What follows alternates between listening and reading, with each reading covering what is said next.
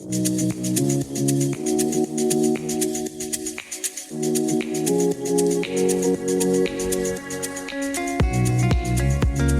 friends, Pastor Michael from Organic Church, here with Sydney Erickson, Nick Offolter, Pastor Rodger Deerdorf. We're missing Pastor Holly tonight. She's not feeling well, so we're going to try to do this thing justice. The only bad part is we don't have anybody to pull us back in. So we're going to have to do our best. Okay? I didn't think about that. I know. You guys might as well just leave now. Yeah. If you don't have an hour to waste, just walk away. Walk away. No, tonight's topic we changed. We felt it necessary to discuss grief based on the happenings in our community over the past couple of days. So for those who are listening, maybe not close to us, there was an accident yesterday on Interstate 70 going towards Columbus. Mm-hmm. It involved 2 passenger vehicles, a semi, and a charter bus. The charter bus happened to be carrying students and chaperones going to the State House to perform as a band. Oh, I didn't realize it was at the State House. Yes, they were going to the State House. Wow. There was some accident. I don't even think don't know. Nobody really fully knows the details, but there are at this point 6 people who have lost their lives and at least 15 seriously injured. Yeah. The last I heard yesterday, they were just begging for blood donations at hospitals in the county because they just couldn't keep up. Yeah. Yeah. So a lot of those people were connected to some of the people in our church. I mean, I think out of the 6 that I'm aware of, at least 3 of them were connected to people inside of our church. Mm-hmm. So obviously a time for mourning, a time for grief. And so we want to honor that just for what it is and be able to talk through what that means and the comfort that we find in Jesus because of it. Mm-hmm. So I'm a logical person when it comes to grief. I'm not an emotional person in general. And so I always talk about like the stages of grief whenever I'm talking with somebody who's experiencing it. And the first one is probably, in my opinion, always the hardest, and it's denial. Yeah. This can't be happening. This has to be a bad dream. It can't be happening. And so let's just talk through that and what that means. And then we'll talk a little bit about scripture that gives us peace and knowing that all is well. Anybody have anything? No. Holly? Oh. Holly, you have anything to say here? Well, for me, yesterday was my birthday. Oh, well, happy birthday. I forgot that. Oh, I didn't text you. I texted you did, him. yeah. I didn't even think about that. It was before that, though, I think. Yeah. Wasn't it? Yeah. Yeah. Because I didn't know about the accident until I think lunchtime. Uh-huh. Yeah, it happened at like 9:30 in the morning. And my wife mentioned it to me during lunchtime, and then, But anyway, so yesterday's my birthday, and people were wishing you happy birthday. It's supposed to be a good day. Mm-hmm. And then you hear about that, and my ultimate thought is, I'm not allowed to be happy now. Yeah. Like, I feel guilty. I was going to say you feel guilty. If I'm enjoying my day, because I immediately think, okay, it's my birthday. I'm 44 years old today, and there's people who have lost their lives, people younger than me. Yeah. And so all those thoughts start running through your head that, it was hard for me to get away from it. It really kind of did affect me yesterday. It's all I thought about, and I was thinking about it when I woke up this morning. Yeah. Thinking about those people. So I guess for me personally, that's where it begins as you're saying. It's like, not only this can't be happening, but how could that happen? Right. Yeah. Right. And ultimately I'm sure for all the people that it has affected, they immediately think, well, how could this possibly be part of God's plan? Mm-hmm. Right. This can't truly be happening. This can't be what God wanted. So I think that's the first part of it. Like you said, is the denial. And then of course you're questioning God, like, why, that question of why did this happen? Mm-hmm. So that's where, my mind was yesterday and into today was just, just having that feeling of, because I got home from work and we had cake a little later on in the evening, and of course I went outside. I'm trying to put up more of my Christmas decorations, and I just didn't feel it. Yeah. Like for that whole day, I didn't get as much done as I had in the past couple days. So it was just even though it didn't affect me directly personally. Yeah, I definitely can sympathize with them because you still have a heart for others, though. Right. That's the reason it affects you. when you look around, there were so many people that I know that knew somebody that was there. And Right. so it was connected to our community. It was connected to our area, like not just our community, the Yorksville Denison community, Right. but Tuscarawas County. And then I saw Stark County people that were invested in this. It's a really hard time, but doesn't it give you a little bit of hope for mankind? Yeah, it really does. Sure. Yeah. To see people come together that way. Right. Yeah. When tragedy strikes, and I'm not trying to downplay this, but 6 people, there are far more deaths by gun violence in large cities in weekends. Do you know what I mean? Right. Oh, absolutely. But we are not used to seeing devastation like that. We're especially for the young. Right. So it's weird for us to see it. So then we're faced with processing something that we don't process regularly. Mm-hmm. So that changes the perspective as well. Yeah, when you were saying communities, my sister, she's a teacher. It's called Northwest Local Schools, but it's like Canal Fulton area. And I mean, that's probably 25, 30 minutes from Bolivar, and she said that they got an email that the superintendent sent out to all the parents that were like, hey, I don't know how we can help yet. I reached out, but I just want everyone to be thinking. And I'm like, that's crazy. They're a half hour away and they're still trying to, which realistically, so are we. Yeah. That's what I'm saying. That's what I'm saying. Yeah. Ecclesiastes 3:1-2 says, "For everything there is a season and time for every matter under heaven, a time to be born and a time to die." And it's such like you want to you just Google verses of the Bible that talk about death, but this is to me in this season pointed because it says there is a season to live and a season to die. We don't understand it.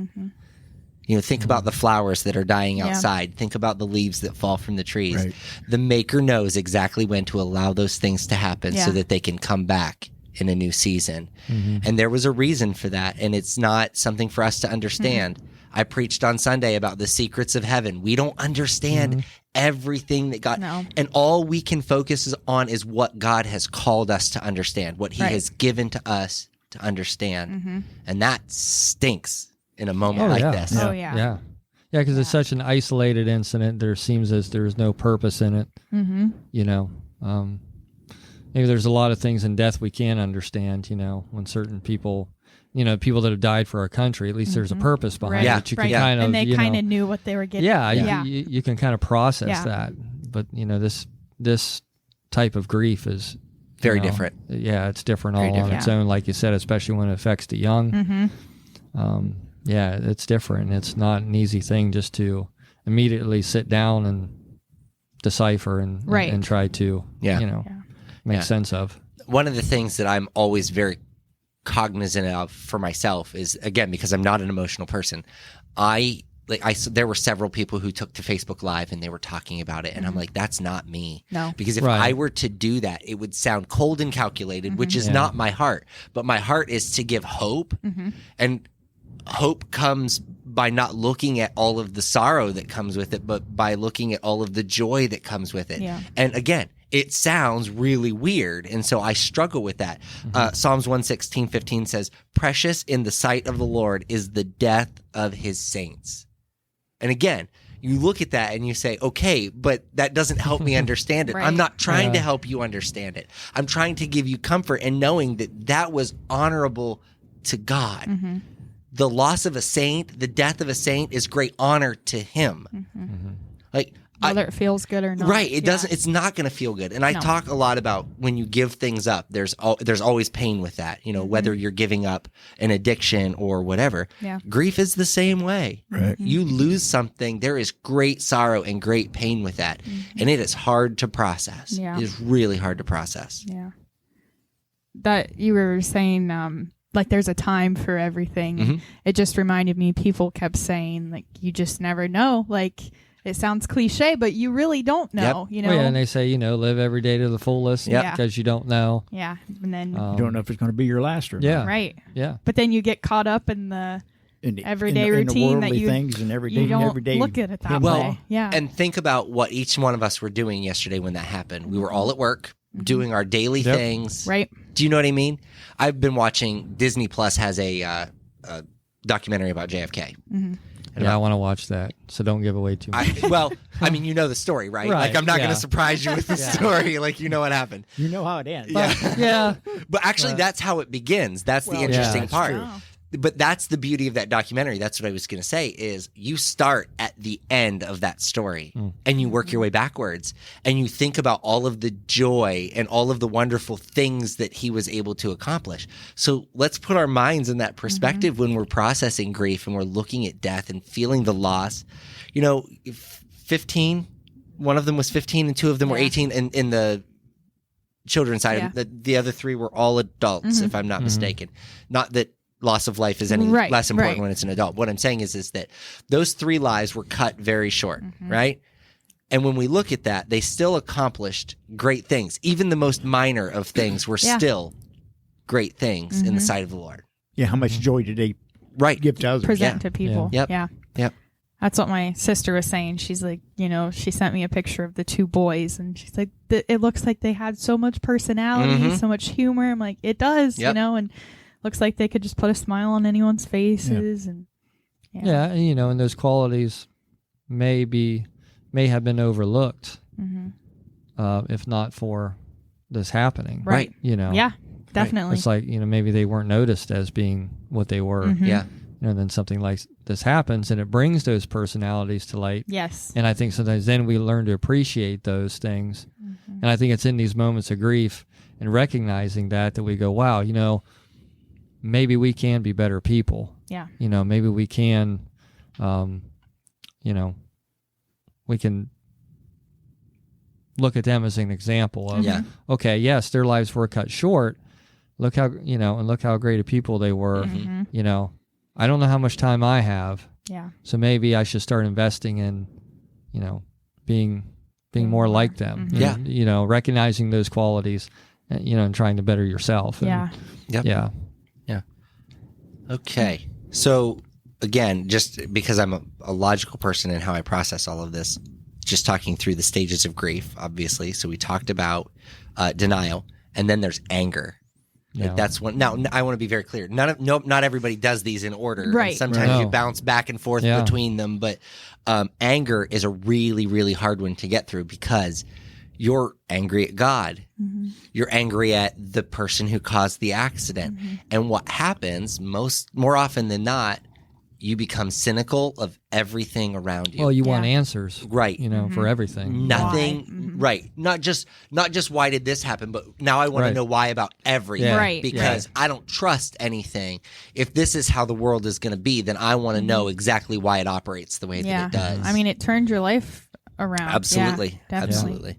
So then if that person had other kids, they're thinking, well, I'm never going to let my other child get on a bus and go anywhere. Right. It immediately changes your whole. Yep.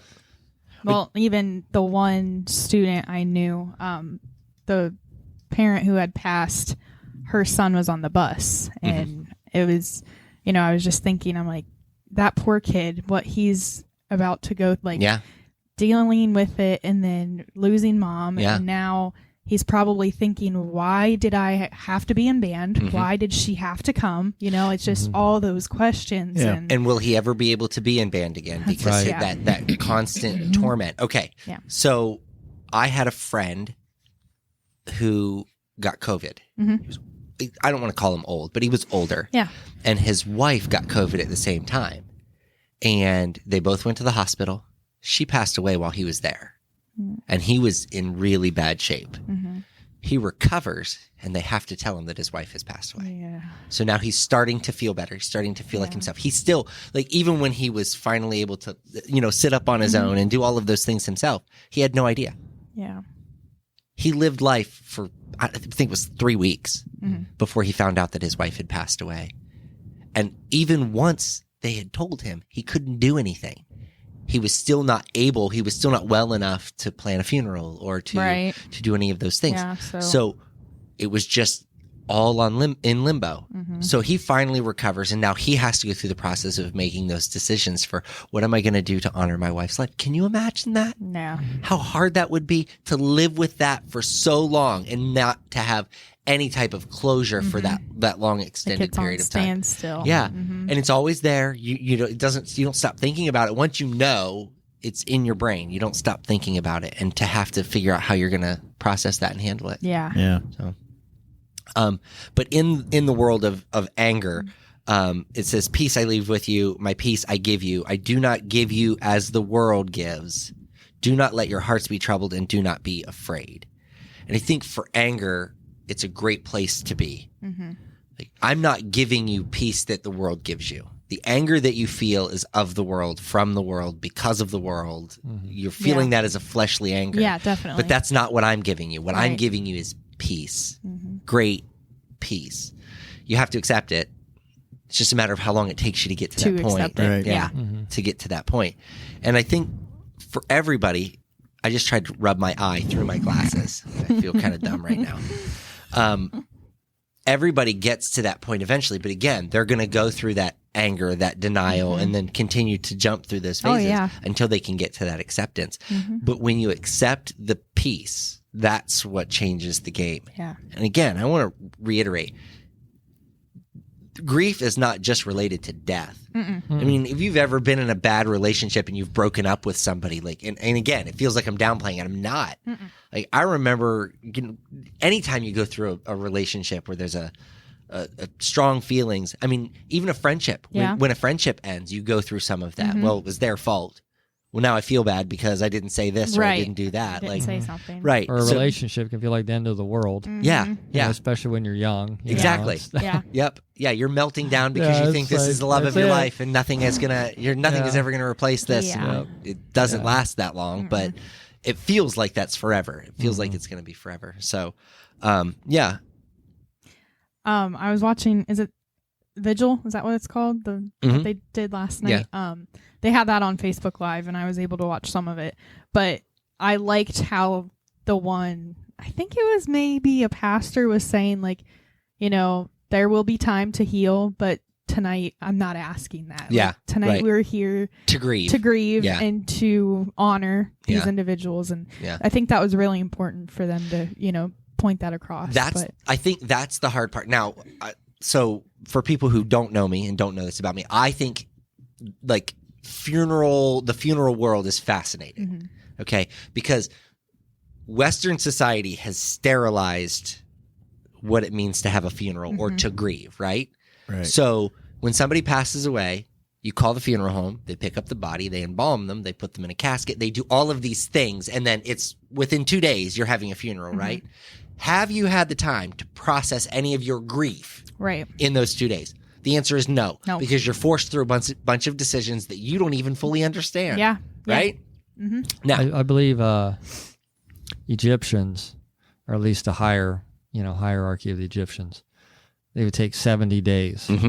They said like mummification would take 40 days, and then there would be 30 days of additional mourning on top of it. So 70 days, it was like a 70-day. yeah. You know, And we don't even give you 7. And I think at one time, talking about the Western, civilization, like in the 18th century, I think women were required to mourn so long. Like if their husband passed away, you had to mourn for a certain amount of time. Yeah. Like you had to wear the black for so long, even if you were over it. Right. And you might have an interest in another man in your life or something. Like, nope. You didn't even like your husband. Yeah. But You you still had to mourn for that Well, you time. got married on, out into What it. I was going to say about that, because I was going to get there, the interesting part is it was very legalistic. Like you had to do these things. Right. Think about and this still happens modern day. You go to like Sicily or, when somebody passes away, you have like grieving widows wailing and like ripping their clothes and pulling their hair and like this show of grief. Yeah. We don't do that anymore. We don't allow for that because it makes people uncomfortable. And that doesn't make sense to me. I want... Yeah, like they should know They that should have the opportunity be to uncomfortable. grieve that loss, right? Your comfort, like how you feel about the way that I grieve is not important to me. That's right. Yeah. Like when I grieve, I want to grieve my way, not your way. Yeah, it's very important to let the person grieve. Right. Absolutely. Right. Absolutely. Yeah. And again, Very important. that's in any circumstance. You can't walk into a relationship with somebody who's coming out of a bad relationship where they're still grieving that loss. Right. Yeah. Right. Because it's never going to be healthy. They're going to compare you to them. They're going to call you by the wrong name. Yep. All of Yep. those things are going to happen and make you feel unwanted and unimportant. But it's really more about being able to have that opportunity to really just let go of whatever it is that you're hanging on to. Yep. And that's where, going back to the denial, it's not healthy. It's a natural reaction in the beginning, but at some point, it's like you got to face the grief. You got to go through the grief. You can't go around it. Yeah. That's not healthy at all. Right. Yeah. Okay. Any other points on that? How about bargaining? Bargaining.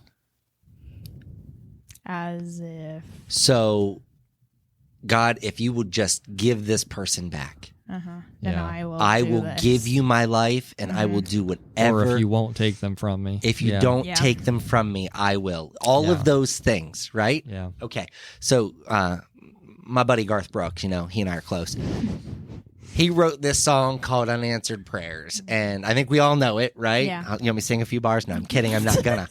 I'm sure they even know that in Bulgaria. And wherever, Canada. Yeah.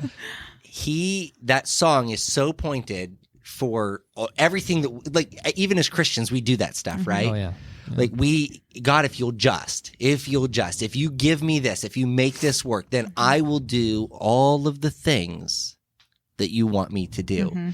And the fact remains that whether he does it or not, you should be doing all of those things. Right.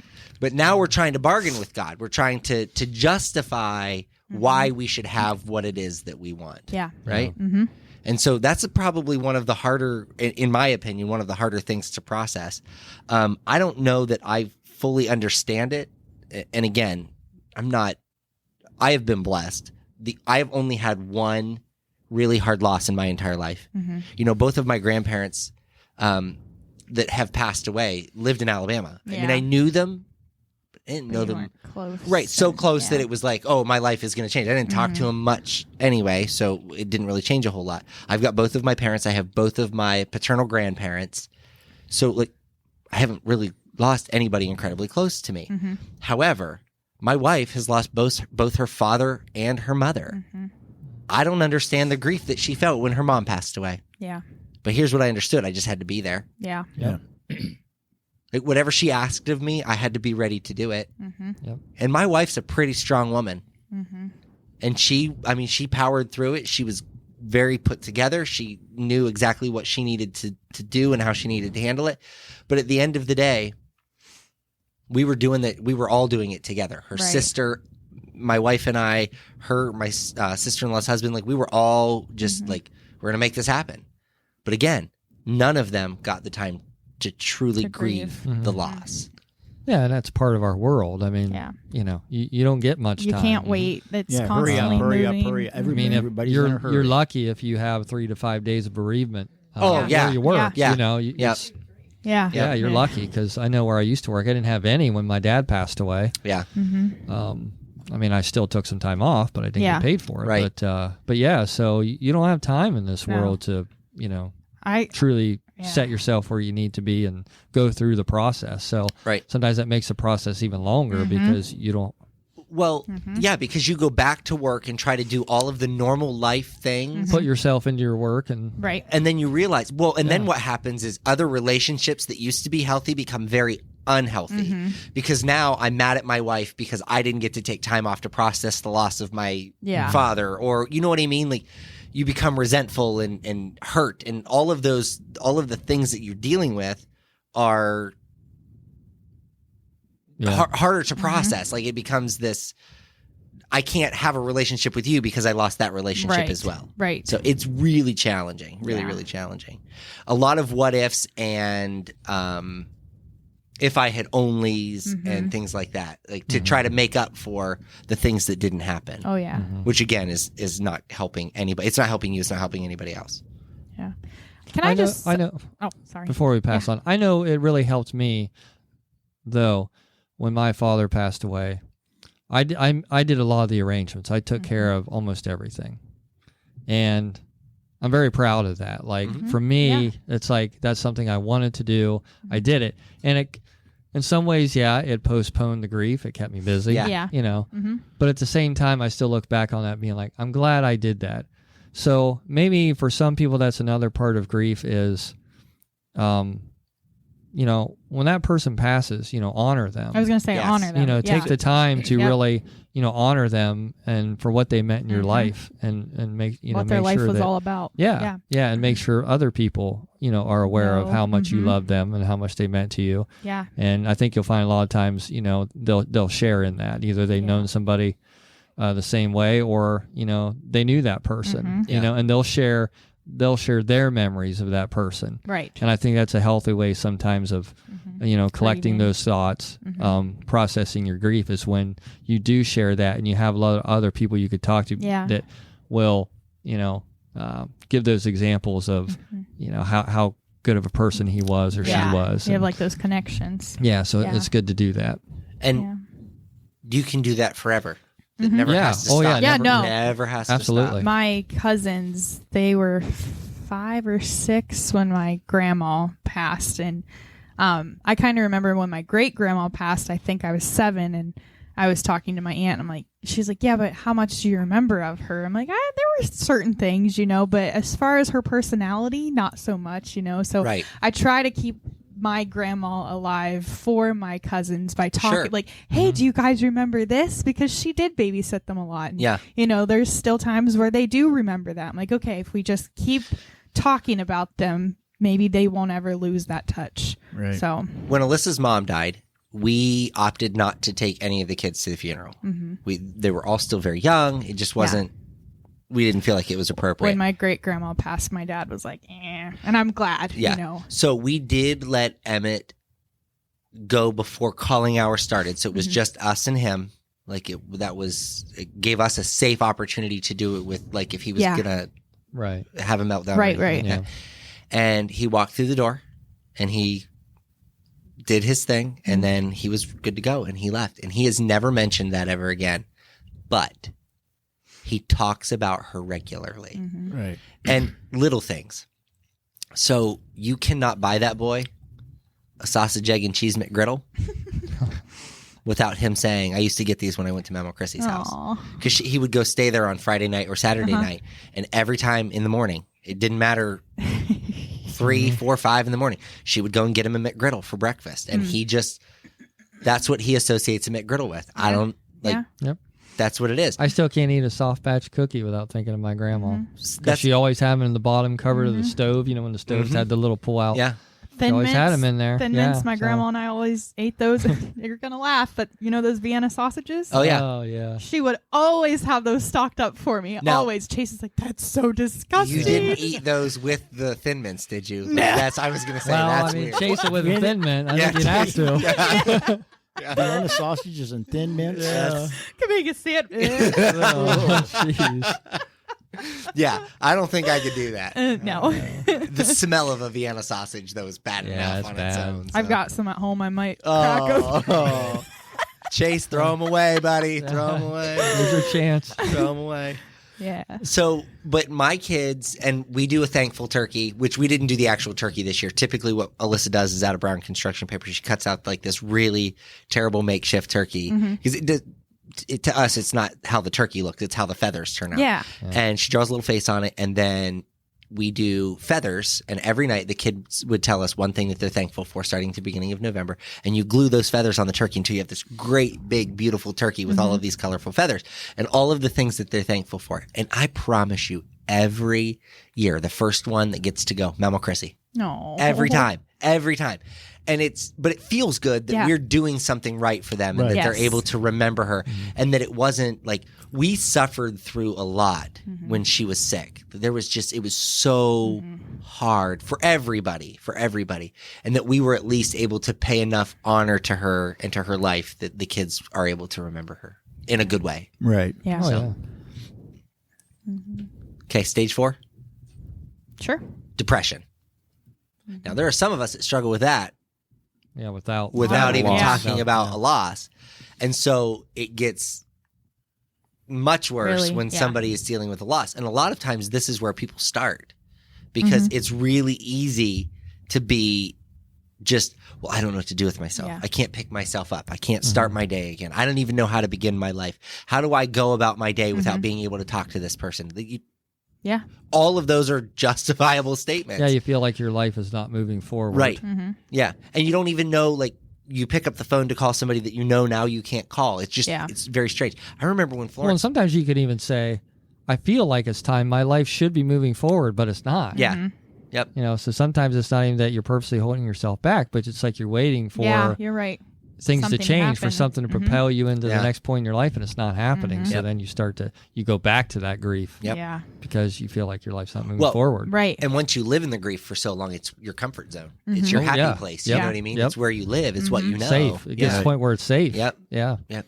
I remember when Florence passed away, I every time I would think of something, you grab your phone to send a text or to make a phone call, and you realize Yeah. I can't do Not that there. anymore. I still have my dad's number in my phone. Yeah. and it's like, I'm going to keep it Well- there. Makes no sense. Yeah. But I can't erase it. Yeah. Florence is in my phone as Pastor Florence. Like, that's just like, it's still there and it will always be there, Yeah. just as one of those. And I think there's comfort. Like, if I type in P for Pastor Rod, like to call Pastor comes Rod, up, yeah. she's the first one that comes up because I had called her so many times that she still like falls in my favorites. That's crazy to me. Right. But there was a connection there that I would never have with anybody else.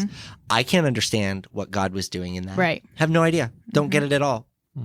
But I don't have to. Yeah. That's right. I don't have to understand it. I have to be okay with it.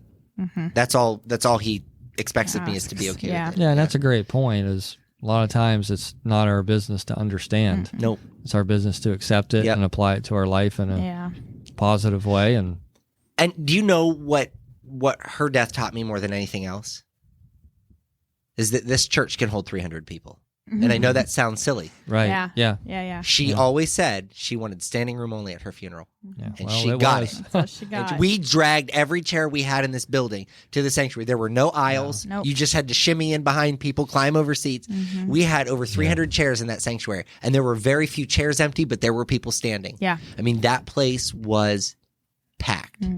And so I say that kind of like tongue in cheek, jokingly, but Yeah. like, she used to have that size congregation here regularly. Yep. That was not odd for her. I remember one Easter we had to move service to the gym because we had so many people. That's crazy to think about, right? Because we sit 70, Yeah.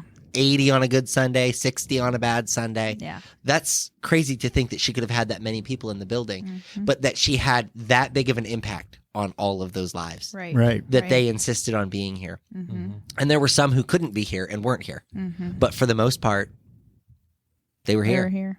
Yeah. They made their way here so that they could honor who she was. During calling hours, the funeral director said to me, she's like, can you turn on the air? I'm like, it's on, as low as it will go. You can't have 500 people in this building and No. expect that thing to keep up. I'm sorry. Yeah. All the doors open, fans running, but it was just hot in here because there were so many people. You couldn't get through the building. And it was February. And it was February, right? It was cold outside. Yeah. And it was what it was. But again, I learned that she touched lives that nobody sitting in this room could have ever touched. Right.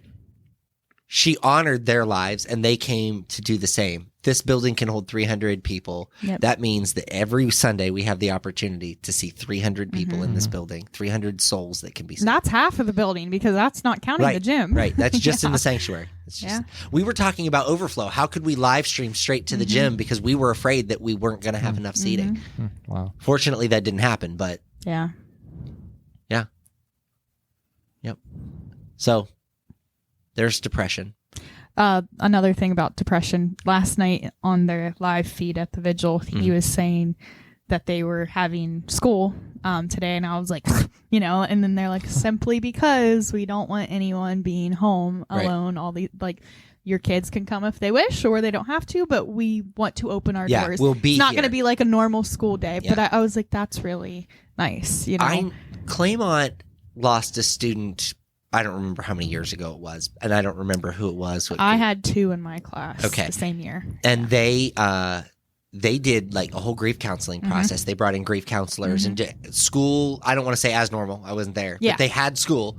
But the idea was that kids would have access to grief counselors so that they could process it rather than sitting at home by themselves. Yeah, I or- think it's we have to be very careful about completely shutting down Yeah. Right. Yep. in a situation like that.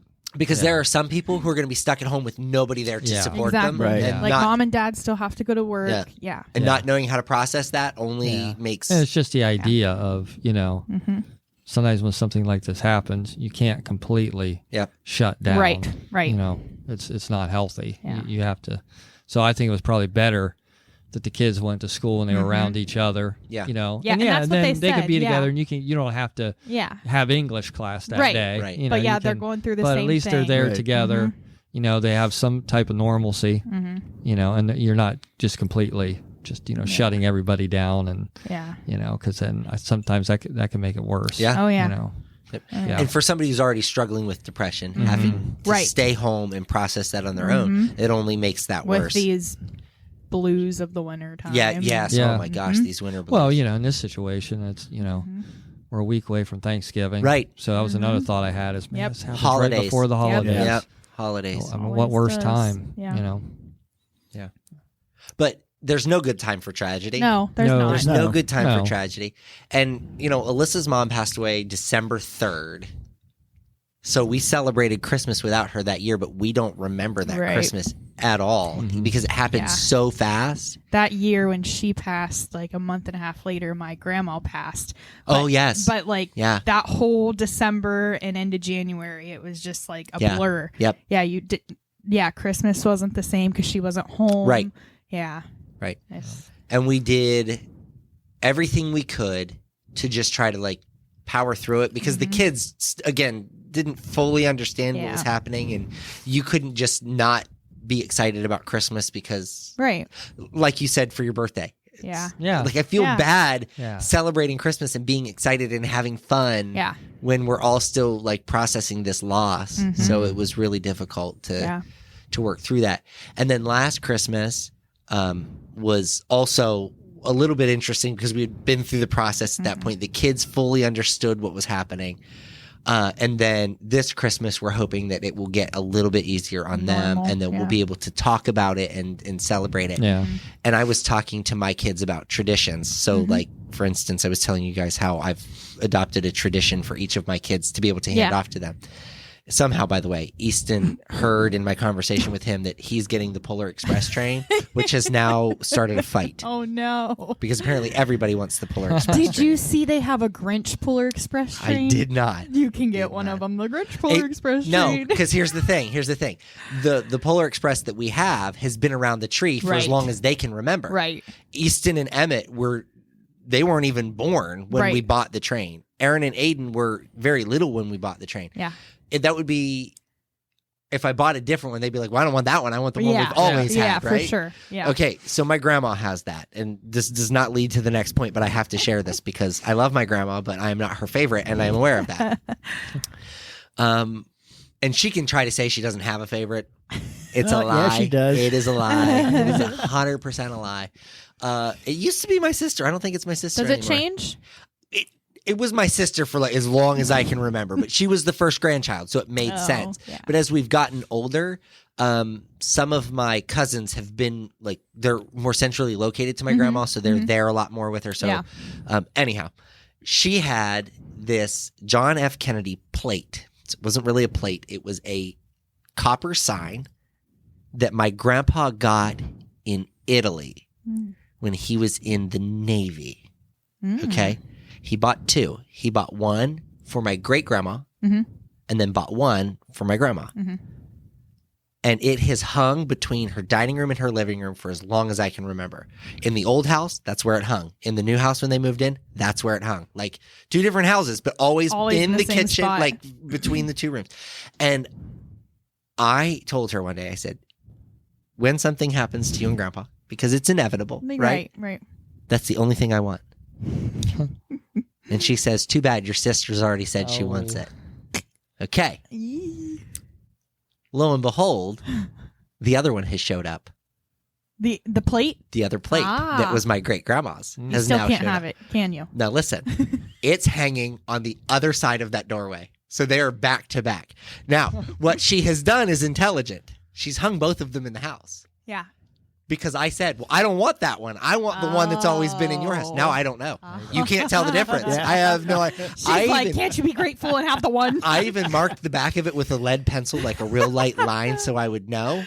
Can't find the line. Oh. Can't find the line. So she She must took have it down caught and on. washed it. She must Yeah. have caught on. She erased Yep. it. She erased it. So, but it's funny because that's the kind of stuff that when you're going through grief, like for me, thinking about all of the things that I'm trying to give and instill Yeah, in my yeah. children that will live with them for the rest of their lives and that will just be a small part of who I am. Yeah. So, Yeah. Oh yeah. I kind of had something like that. My grandma, when she ended up going into the nursing home, like, I don't know, year and a half before she passed, and she kept telling me, because she knows how important my family background and heritage is to me, and she's like, so her dad came from England on a boat and had all this china, like a full set of china, and was like, hey, you know, when I pass, like, that's yours, like, you can have that full set of china. Well, it was weird. Like, while she was kind of declining, like, we were in the process of selling the house and moving everything out, and people were just going in and out, in and out. Well, then my cousin gets the china. oh, And I didn't know. And she started, like, making candles in this china. And I'm like, oh my gosh. and I was like, but she did give me one set with, and she didn't know. Sure. You know, bless her heart. Yeah, I'm like, yeah. but I'm like, oh. So, Yeah. to that exact story, I told my grandma and grandpa, I said, I love both of you very much, but when something happens to one of you, I want to be nowhere around because it is going to be hard. Like grieving the loss is going to be hard. And then watching The fighting, the bickering. well, I was going to say the vultures Yeah. swoop in and try to take. I know, but I wasn't. Yeah. And I don't think like my whole family's going to be that way. And I said to them, you can't put one of your kids as the executor on your will because they're not going to honor what it is that you want. Right. They're going to fight over it, fight over everything. I don't know what they've ultimately decided to do, but I pray that whenever something happens to one of them, that there's a heavy spirit of peace that moves through that family because I'm hiding. Yeah, it can Yeah. tear families apart. Yeah. Yes, It normally yes, it can. does Yes, because it they're can. they're the I mean- mold that holds. Well, that's what I was going to say. I know Yep. exactly. I know. Yep. I've been I mean, there. but just It's so but sad. just fighting over stuff. Yeah. Right. Yeah. Yeah. And Just- stuff that doesn't change. Yeah. Like, listen, Materialistic if stuff. I walk in that house and both of those Kennedy plates are gone, I'm going to move on with my day, right? I'm Exactly. going to be Exactly. I'm going to be really peeved if I find one hanging in my sister's house, but I'm just saying like or both of them. or both of them, yeah. I actually never mind. I'm not going to say that on here. I made a threat to my sister if I found out that she had one and I didn't. But it's not like that doesn't mean anything. It doesn't bring her back. Nope. It doesn't bring them Nope. back. And so my mother-in-law doesn't have a headstone. Alyssa and I paid for the funeral. Mm-hmm. Alyssa's sister has helped pay for that. I don't want to sound like, Yeah. well, we do everything. But doesn't have a headstone. And Alyssa's doesn't want to buy one. Mm-hmm. She said, She did everything. that piece of ground doesn't mean anything to me. Yeah. Yeah. She said, my mom's not there. Right. There are ashes of her body buried there, but she's not there. Mm-hmm. Right. And so occasionally the kids will want to go see Mama Mm-hmm. Chrissy, and she will take them over and let them have their moment. And then they always say something immediately after, and I love it. Can we go find Florence? Oh. Every time. Oh, Every yeah, because time. they're in the same. They're in the same cemetery. Yeah. So Aw. they always want to go see Florence. Aw. And I just like, again, it makes my heart smile. And this is the impact that we have that we forget that we have. Mm-hmm. When Easton was born, he was fairly healthy, Mm-hmm. like didn't really have any, but he spiked a really high fever. Just like day 5 or day 6. And so did we drive? I think we drove him to Akron Children's. Mm-hmm. I can't recall. No. Somebody drove Alyssa up. Mm-hmm. I had gotten home and she called me and he was starting to have seizures, or what we thought were seizures. Like his eyes were, it was terrifying. And so I drove up myself. Mm-hmm. And I had called Florence and told her, hey, like, this is really bad. By the time I walked into the room, she was following in behind me. Mm-hmm. Like she was right there. And it meant so much to our family that she was there. But now I look at like Easton is the one, he's the driving force behind wanting to go see Florence. And I think she didn't know what an impact she made on his life. She didn't see that seed ever come to harvest. Yeah. She never saw that come to harvest. But he even as a baby, loved her more than she could even realize. And it's in small moments like that we realize how much we're giving back to people. So when we're thinking about loss, we don't know all of the lives that people who pass away have touched. Yeah. Right? Right. Even when it's tragic, they have touched lives that we don't even understand, and there is great honor in that. Yeah. Great honor in that. That reminded me, my brother, he was a stillborn and like 7 months, but it was a year before Mallory, so gosh, 18 years ago. But it's just a touchy subject, like when it comes to the parents. And when we went and told them that we were expecting to have a baby, they're like, do you have any names picked out? And, we told them the one name. And then I said something about this book that Dolly Parton sends out books. Yeah. That Imagination Library. Yes. And they're free, just in case anyone was wondering. Imagination Library. It's amazing. Sponsored by. All you have to do, sponsored by Dolly Parton's Imagination Library. All you have to do is hop online. I think it's Dolly Parton's imaginationlibrary.com or something very simple like that. Yeah. You can Google it. You hop get on. one a month, I think. One a month. You sign up your kid, and it's from newborn until 5? I think so. Yeah. 5 years old? 5. Yeah. But it said something about Jake. Like, Jake goes to the library with Grandpa. Well, that was my son. My brother's name was Jacob. So they asked me a couple weeks ago, like, have you guys, decided on a name? We're like, well, we really like this one name. They're like, well, if you did want to use Jacob, or they didn't even say it that way. They said like, well, we think Jacob's a cute name for a baby. Yeah. Just wanted to throw that out there. Like, it was nice that they were like willing to give us that name. You don't have to feel like you couldn't, or that it would be touchy if you did. But it's always a touchy, because Cindy doesn't like going into funerals just because it's so, it brings back so many memories and stuff. And so it was her that brought it up, and it was just like nice to kind of get past that. But so I always thought I was going to be a funeral director. I remember the very first funeral I was ever at. I was 9 years old. It was at R.K. Lindsay. I walked up to the door. Lorigan opens the door. Like, the fact that I know that it was Lorigan, like, I'll just never forget it. And it was very well put together. It was very peaceful. And I felt like, man, you're helping people in the darkest moments of their lives, right? Like, that's what they do. Right. That's what they do. And so to me, when my mother-in-law got sick, it was a no-brainer. We were going to Lindsay's, right? Yeah. Like, this message is sponsored by RK Lindsay Funeral Home. I just knew that that's where we were going to end up. Yeah. And so when I went and met with Lorigan and talked to her, I shared that story with her, and she just was a little bit shocked that I would remember that. And then, as an adult, thinking I was going to be a funeral director, like, I was gung-ho that that's what I wanted to do. But in the state of Ohio, you have to have a bachelor's degree in anything. You can have a bachelor's degree in music, but you have to have a bachelor's degree before you can go to mortuary school in the state of Ohio. And However, how long is that? Mortuary school, 2 years. Okay. Now, it depends on what you're doing. If you're doing embalming and funeral director, I think it's a little bit longer, but you have to have a bachelor's degree regardless. Now, you can go to Pittsburgh. No. Yes. Or you can go to Cincinnati. I can't remember how this works. Yes. So I could go to Pittsburgh, but I had to have a bachelor's degree. However, if I went to the Cincinnati School of Mortuary Science, I did not have to have a bachelor's degree, but you have to go to in-person classes. They don't do anything online. Oh. So it was very challenging to make that work. And they are the only mortuary school in the state of Ohio, by the way. Really? Cincinnati is the only one. So it's not a lot of options. Yeah. So that ended up not working out as Alyssa and I started having kids and all of those things. And then I became a pastor, and I realized, well, really same job, but different title, different experiences. Like, I'm standing on a different side of the definitely. of the funeral.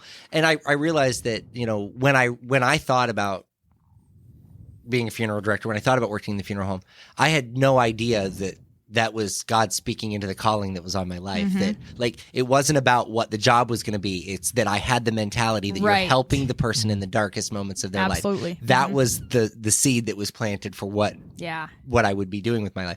I didn't know that. Yeah. And it was like a revelation much later on into the ministry that I realized that that's like, whoa, wait a second. Like, oh, that's it all how makes sense. Florence knew. Yeah. It all makes sense. Right. Like, she knew because God had shown her that was what was going to happen. Yeah. I didn't know anything, but God had instilled it in me much earlier in life. I just didn't realize that was the connection. So that's neat. Yeah. Yeah, he saw you get excited, and he's like, but he pulled you back by your, Yeah. Yep.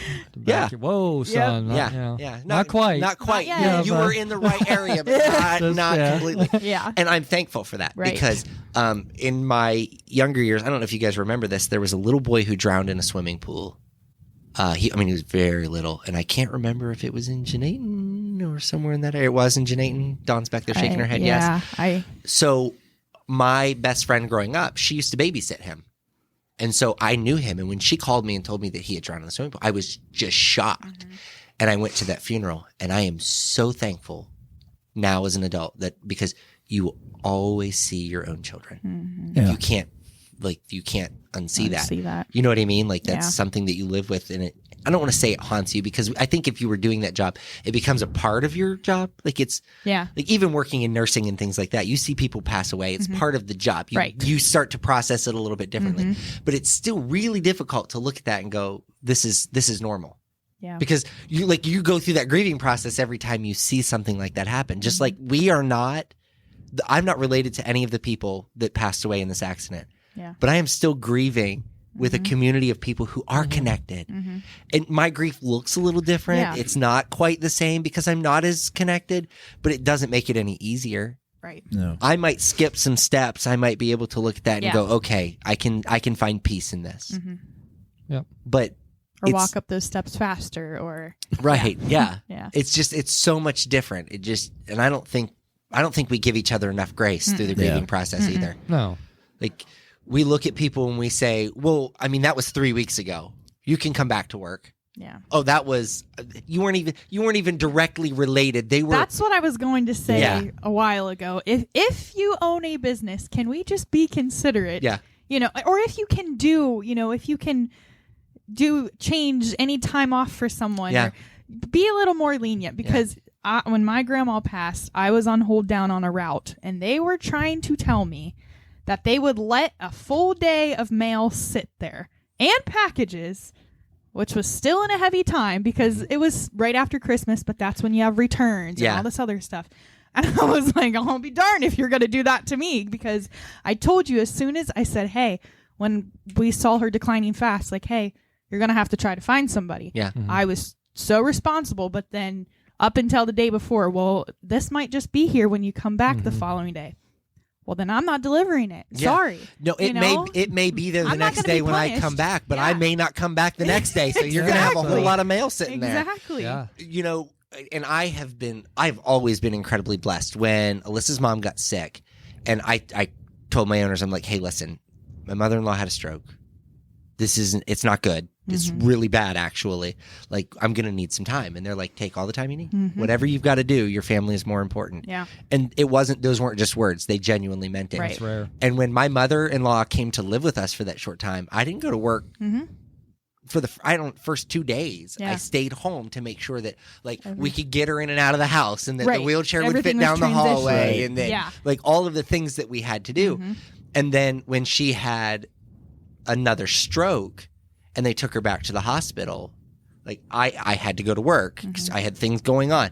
But they told me, get your stuff, whatever you need to get done, and then get out of here. You don't have to be here. Go home and be with your family. And when she passed away, they didn't blink. Yep. I mean, I think I was off for 4 or 5 days. Yeah. Just no notice. I just hey, I'm not coming back to work for a little while. And they said, just let us know when you're ready to come back. It wasn't we need you on Tuesday. Right. It was, let us know. Right. So nice. I've always been very blessed by that. But again, my company is a company that it's run by men who used to run a church. Yeah.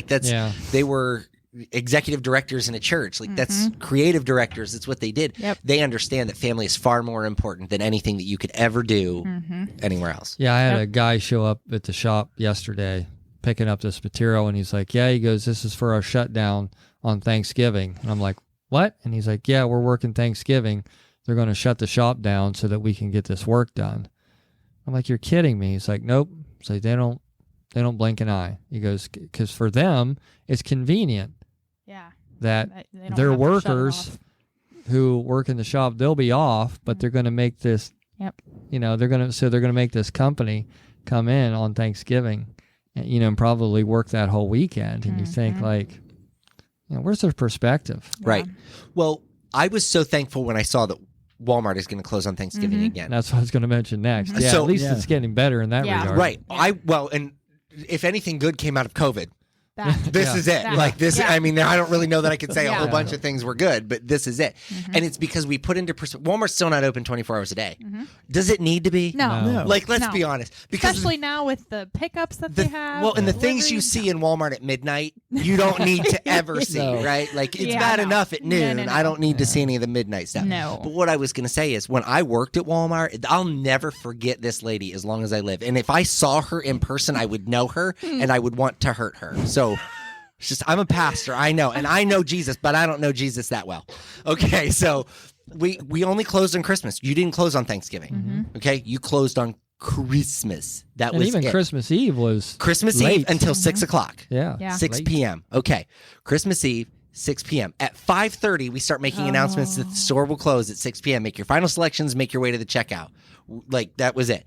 We, at 5:58, have a lady ringing the bell at the fabric table wanting to have fabric cut. And I said, ma'am, we are not going to cut your fabric. And she's, excuse me?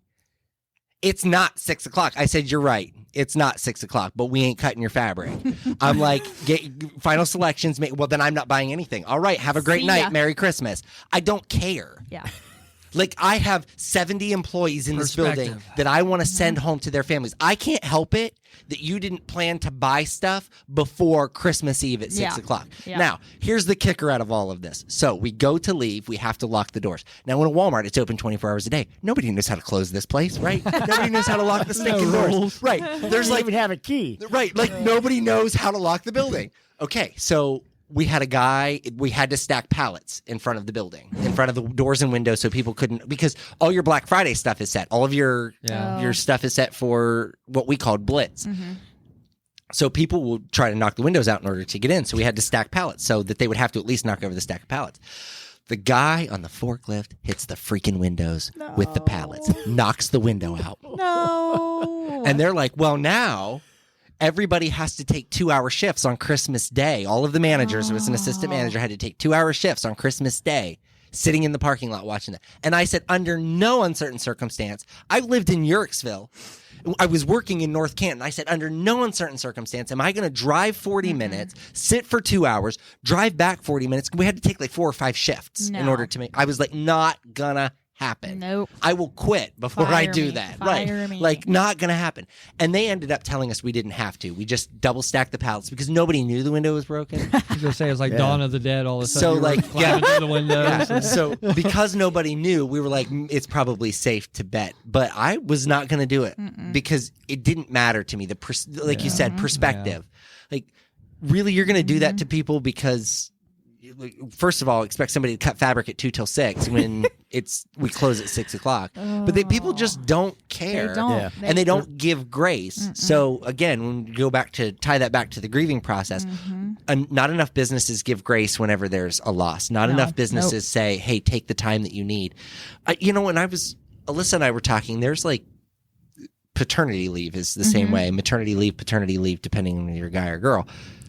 In some countries, it's like 6 months. Yeah. And they pay you for it. Yeah. What do you get here? 6 weeks unpaid? Yeah, unpaid. After 6 weeks, they expect you to come back.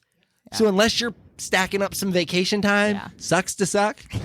Off topic, but my sister was asking me. She's like, "So, like, have you decided whenever?" Sorry, Shy, if you're listening, I love you, but I'm like, she should know this by now. Very what Valley I'm about girl. to say, but she's like, "So, have you decided like how many days you want to work? Like, whenever the baby gets here?" I'm like, Shy, I work for the post office. Like, it's going to be the same as it is now. Like, I might work 1 day, 1 week, 7 days the following week. Yeah. Like, there's no rhyme or reason for it. But That is funny. It's a government agency. yeah. There are no rules. Yeah. That controls You to think we what have we a were plan saying, all here? of the There's maternal. no and plan. Yeah. So- Gosh. And that's always been fascinating to me because, again, anytime I have had children, I didn't care. I'm taking time off work. I don't care who you are. Like, I've never worked anywhere that's had paternity leave. Maternity leave, yes. Yeah. If you have a baby, you can take 6 weeks off. I didn't care. I was like, I'm taking the week off. Yeah. with my wife. Yeah. Like we went through. Oh my gosh, think of Emmett's birth and how traumatic that was. That was just absolutely traumatic. Then we had Easton, who perfectly healthy, and then had the spiked fever and all of that stuff. And then you get Adeline, who comes out just like a little pretty princess. And that's what she is. I know, right? But we never had I never doubted that I would still stay home every time, regardless of the situation. Yeah. Regardless of the situation. It is mind boggling just going through it now, like preparing, and it's like people expect us to just jump in and do things right away. We are the most sophisticated society in the world for the most part, but we have the dumbest. Yes. Well, when you think about operations when you think about why we started this country and the fact that we achieved that, and then you look at what we're doing, sometimes you're like, how is this even possible? Right. How did we? Yep. How did we Who made start the from decisions this? here? I thought we were supposed to be, the free world, the people, our liberty and and all this stuff, and it's like it's not slavery, but it's close. The inmates are running the asylum right now. Yeah, there you go. We're robots. There's really no rhyme or reason because I think like doesn't China don't they have a holiday where they take like months off? Like, I don't know know, if it's but like Boxing Day or what holiday it is, but they here's what we should do. Yeah, It's I a think long- so. It's like 6 weeks, I think. During Yeah. Christmas, everything should close at least. And here's I want to be very clear. While not everybody celebrates Jesus, just enjoy your time off and shut up. Yeah. Okay? Yeah, it's There you time go. off. It's time off. It's time Just off enjoy that your we're time. talking that and no one listen, gets if anymore. you celebrate Hanukkah, if you celebrate Kwanzaa, if you celebrate whatever, happy all of those to you, okay? I love you just I'm not the same. offended, yeah. I'm not offended if you tell me Happy Hanukkah. I'm not. I'm going to tell you Merry Christmas, and we're going to love each other, and we're going to move on. But let's just enjoy I the love time. Adam Sandler too. Yeah, that's right. Yeah, I love Adam Sandler, so he's Jewish, and that's all good. Yeah. Oh. But if we just took a couple of days where everything closed, because it used to be everything closed on Sundays. Sundays. Yeah. Like Yeah. nothing was Everything. open. Yeah. That meant you couldn't get gas, you couldn't get Get a loaf of groceries. bread. Couldn't get your Amazon. It boggles my mind.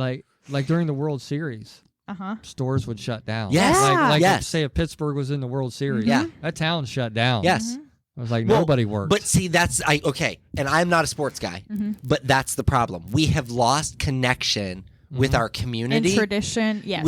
Because and they have us believing that the world can't stop. Like all profits will be lost, and you'll never get that. Chick-fil-A COVID. manages. COVID. You know, COVID. right. Chick-fil-A Yeah, manages. but they COVID, have hello. us believing that Yeah. you can't stop. Yeah. If we stop, We did. you We know. did for how long? Yeah. And there's, Well, no, see, that's the problem. No, we didn't. We No. just pretended like we did. Yeah. Right. Because, Yeah. I was considered essential Yeah. because I worked in hospitality. Same. I didn't have a single doctor or nurse stay in my hotel. Yeah. You know who stayed in my hotel? Vacationers. People who wanted to travel. Yeah. yeah, Transient guests. Yeah. That's who. So Yeah. I didn't feel like I was necessarily essential, but my job said that I was Cool. essential. Yeah. Okay. So then tell me, we're going to have senior hour at Walmart from 7 to 8. Only the older people are allowed to be there from 7 to 8. And then you have to wait to get in after that. And I need you to stand on the sidewalk 6 to 8 feet apart at any given. Give me a break. They were going in and buying 70-inch TVs because the government kept sending us money. right. Do you know what I Yeah. mean? Like Yeah. we were not being like, and then they're like, okay, well now you can't buy anything that's non-essential. You can only Right. buy groceries. And Target was roping off like their electronics department. Well, okay, but what happens if my cell phone dies and now I need to get a cell phone? I can't? Oh yeah, that's a good point. So we're going to go ahead and open that back up now. And here we are, back buying stuff we don't need. Right. There was no rhyme or reason to the shutdown. I'm not saying it was a bad thing. All I'm saying is Right. it didn't make any sense to me. It was like picking and choosing. Right, and Yeah. we never really accomplished Yeah. anything from it. Well, that was almost the fact that we didn't was almost that's American. Like we found Yeah. a way to keep Oh yeah, Yeah. going Yep. when Yeah. everybody else is telling us to quit. We're like, Yep. well, but We'll we're not bend- going to we'll quit. bend the rules and- yeah. We'll figure it out. yeah. If you wear a Well, mask and you stay 6 yeah. feet away, You double Yeah. mask. and then double mask, one forward, one backwards, one on the back of your head, and Yeah. one over your ears, you can go in. Or like my work, it was like, we're just not going to talk about it. yeah. Act I like it's swear not to you, happening. that's what they said. Because as long as nobody talks about Don't it, ask, don't as tell. long That's as how my dad somehow he was essential, and I'm like, how was his? Yeah. I mean, yeah, as long factory as job, nobody here gets upset that we're all together, Nobody's it's not insane. going on. Yeah. And we'll just keep That's doing what we're exactly- doing, and yep. that's what we did. Yep. It's like, Yeah, so it was like nothing had changed. Nothing was going on in the outside world all that time. We just went to work like we normally did, and some people got it. Some people got sick, and of course they stayed home until Right. they got better. Yeah. But yeah, we didn't do anything. Here's the thing. We didn't sanitize. We didn't do anything. Here's the thing. I got it 4 times. 4 times I had COVID. You know how many times my wife got it? She lived in the same house as me. 0. Zero. Once. And it wasn't during any of the times that I had it. yeah. Right. What sense does that make? So, I mean, she slept in the same bed with me every single night. Like, because, well, the first time I had it, I didn't even know I had it. Right. I went one day, we use a lot of essential oils in my house, and my job is slightly stressful. So I use Stress Away, and I rub it on my wrist, and then I'd rub it in my hands, and I'd take a big whiff. And I went, oh boy, I can't smell that. And it's a fairly strong smell, and you know the smell. And I was like, you know what? I just picked up my backpack. I walked out of the office and I drove to a testing station. And sure enough, I had COVID. But it wasn't until I knew that I had it that like I started to feel tired and all of those things. And I was like, had I never tested, You'd have felt great. probably would have never even known that. Like I'd have just kept. Well, my- you're a guy. When you guys I have know. a cold, I know. you're out You know for what? 2 weeks. And here's the thing. I think there's something. It's true. It's especially with me. There is something justifiable with that. Like when you know that you're sick. Like Yeah, when somebody tells it's- you you're sick, that you become sick. Because the third time that I had it, Alyssa and I had bought tickets to see an Elvis show in Cleveland. Okay. We had to have a negative COVID test 24 hours Remember in that, advance. yeah. I was working at Little Theater on a show. Okay. And I was at the show and I was like, man, is it hot in here? And everybody's like, no, we're freezing. I'm like, man, I am sweaty. But it was just clammy. Like I didn't feel sick. It was just clammy. I went home that night, sat down in the office, grabbed the COVID test, swabbed my nose, stick it in the little thing, and that thing lights up like a Christmas tree. And I was like, son of a gun. And so I said to Alyssa, well, we're not going. And she was so mad at me too. She was like, really? You had to get COVID right the night before we go? So we offered the tickets to Roger and Linda. And like, we were just like, we're not going to go. And I went to bed upset that we weren't going. And I slept for 3 straight days. Yeah. Had I not tested, had I not had that concert to go to, I probably would have still gone back to Little Theater, finished out the run of that show. Yeah. And it wouldn't have been a big deal to me. Yeah. Yeah. But once I knew I was sick, or once I had convinced myself that I was sick, I was sick. Oh, you Mario- can convince someone that they're sick. Oh, The placebo. Yeah. Right? well, Yeah. and then Placebo effect. and Yeah. then I did it before. and then we're off topic here, and Yeah. I mean we're at 1 hour and 7 minutes. So hey, we love you guys. You don't have to listen any longer, but this is a good conversation. It's fun. Is it Munchausen syndrome? Yes. And then Munchausen syndrome by proxy. By proxy. So you can be convinced that you are sick Right. by somebody else, Yes. and they enable your sickness. Okay. Yes. So there's a really popular Care of Maya. show. Take Care of Maya or the other one? No, the other one. Ruby. It's about something Rose. Gypsy Rose. Gypsy Rose. It's about a little girl who has I don't. Did She anybody, didn't have anything. well, but she thought she did because Right. her mom had convinced her that she did. Mm-hmm. And they had a feeding tube put into her stomach. Her mom had these just files and files and files of, like, she would go to the doctor, and she was so smart, like, with all of the medical knowledge because she'd like Done talk to all of research. these doctors and whatnot, and she would convince them that she would convince the doctors that her daughter was sick, and the daughter would get up out of the wheelchair and she would like drink Coke out of the fridge and all these things, and then she finally realized that she wasn't sick and her mom had been lying to her, not just about being sick but about her age. Yes. And so this girl ended up convincing her boyfriend to kill her mom, which is not quite the story we were going for there, but my point is that like that's very real. Oh yeah. That is very real. Did you watch the Take Care of Maya? I didn't even know So that it's existed. kind of the opposite. Have you watched it, Dawn? I watched it yesterday. It is on Netflix. Netflix, But okay. it's kind of the opposite. It is about our healthcare system Oh. who thought it was a very rare disease, but who thought that mom was Oh, yes, I instilling- did see it. And then the mom ended up, well, I'm not going to share. I know. I'm not going to share. But very, very, very, very, very hard on the family. I did see it. And They turns took out, they took her from the family. yeah, for 93 days. She was only allowed to talk to her mom through monitored phone Yes, calls. And her mom would say, "Are they giving you your medicine?" And she would say, the person's, you're not allowed to the talk case about that. manager would say, "Mom, like we cannot Redirect. redirect." And this just now settled. It was going on 5 years where they're like, because they basically, the hospital screwed up and they just ended up suing. And 5 years later, this just now happened that they took him to court and ended up settling for like $220 million or yeah, insane. I'm gonna marry into that family. But yeah, it was quite the opposite. Like, Yes, because she really was sick, and the hospital wouldn't believe it, and they were trying to charge her with the Munchkin. the Munchausen's. Yeah, it was crazy. It was really wild. Yes. Yeah. Yep. Yeah, it was. I mean, just wild. Because she didn't think she was ever going to get her kid back, and I mean, it was a whole process. So yeah, that's wild. Yeah. And so think about that, knowing that you can never see your kid. Time out. Then at the end, like the last 25 minutes, apparently there were over 100 cases after this came out. 100 cases that reported to this reporter, like, "Hey, I'm That dealing hospital, with the same thing. that social worker, I'm in prison because of this. This Yes. is my 11th year. Yep. Yeah. that Crazy. hospital, that social 100 worker. different cases, but yeah. Wild, absolutely wild. So anyhow, think about that. That lady was not allowed to see her child. I was only allowed to talk to her about things that were unimportant, like, "Hi, sweetheart, how are you?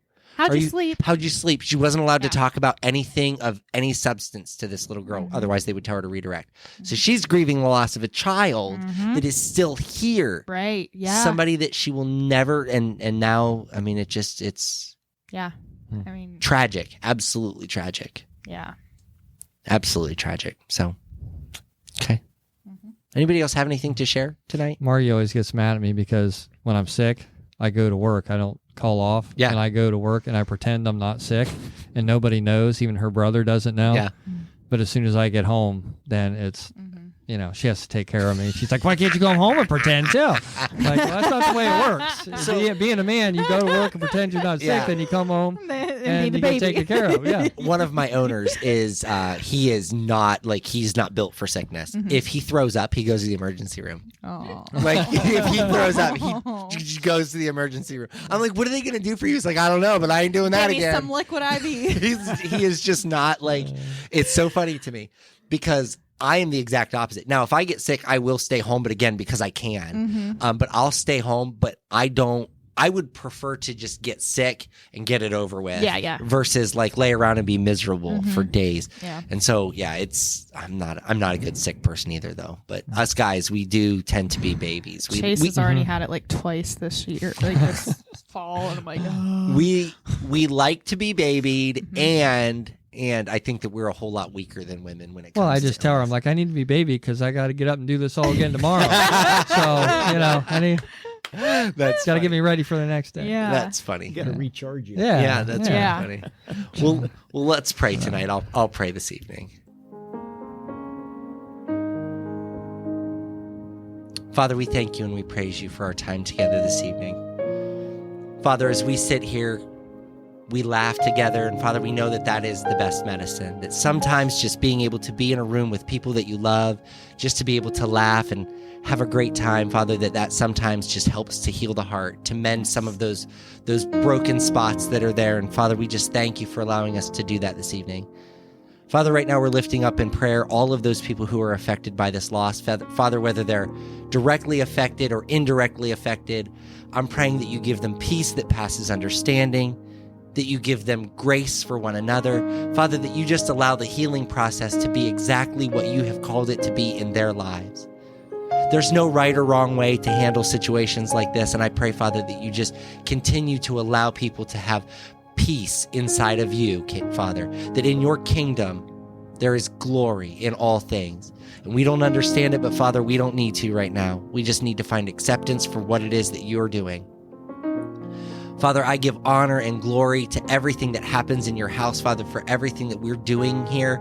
Father, I thank you for the anointing that rests. And Father, I pray that you just continue to move so mightily in the community that we serve. We thank you, we praise you, we give you all the honor and glory. In your precious Son, Jesus' name, amen. Amen.